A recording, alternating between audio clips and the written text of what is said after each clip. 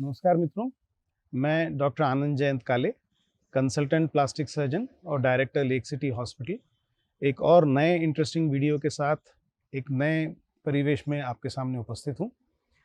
आज हम बात करेंगे क्या विटिलिगो का ट्रीटमेंट हो सकता है और ये क्या बीमारी है। बहुत सारे लोगों को सफ़ेद दाग या विटिलिगो पैचेस का प्रॉब्लम होता है।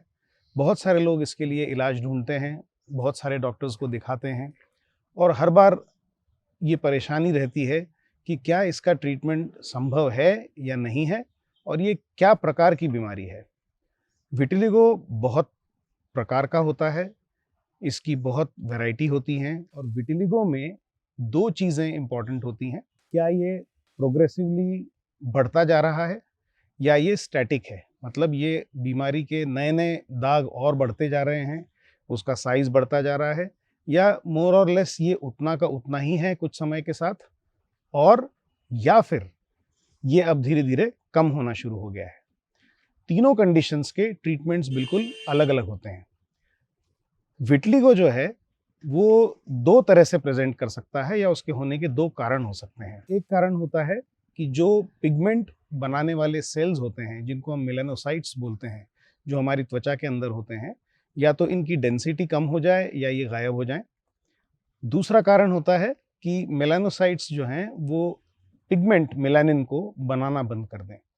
दोनों परिस्थितियों में ट्रीटमेंट्स जो हैं उनमें बहुत अंतर नहीं आता, लेकिन इसका ट्रीटमेंट करने वाले डॉक्टर्स डर्मेटोलॉजिस्ट होते हैं। विटिलिगो का ट्रीटमेंट डर्मेटोलॉजिस्ट के पास रेगुलर बेसिस पे लेने से ही आप साइंटिफिक ट्रीटमेंट ले पाएंगे। प्लास्टिक सर्जन का रोल विटिलिगो पैचेस में तब आता है जब ये लीजन्स या जो सफ़ेद दाग हैं ये न तो बढ़ रहे हैं न घट रहे हैं।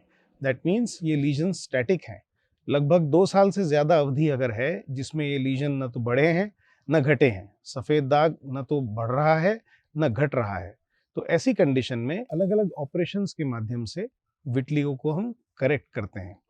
करेक्शन का मतलब होता है हम बीमारी को ठीक नहीं कर रहे, बीमारी से होने वाले जो लक्षण हैं, जो प्रेजेंटेशन है, जो सफ़ेद दाग हैं, उसमें हम रंग भरने का काम कर रहे हैं। रंगों को अलग अलग तरह से भरा जा सकता है। अभी एक नई इनोवेटिव मेथड आई है उसमें, जिसमें हम उस जगह पे माइक्रो पिगमेंट भर देते हैं। इसमें हम एक वेजिटेबल डाई का यूज़ करते हैं और उसको वहाँ पे उतने जगह को रंग भर दिया जाता है। ये टेम्पररी होता है, 3-4 साल में ये डाई खत्म हो जाता है और उसके बाद वाइट स्पॉट वापस आ जाते हैं। ये हो गया नॉन सर्जिकल मेथड। लेकिन जो सर्जिकल मेथड होता है उसका पहला क्राइटेरिया ये होता है कि उसमें लीजन स्टैटिक होने चाहिए, न वो बढ़े न घटे। अगर वो लीजन बढ़ रहा है तो उसका एक्टिव डर्मेटोलॉजिकल ट्रीटमेंट चाहिए। अगर एक्टिव डर्मेटोलॉजिकल ट्रीटमेंट चल रहा है तो हमको उसमें किसी भी तरह का प्लास्टिक सर्जिकल इंटरवेंशन या ऑपरेशन नहीं करना है।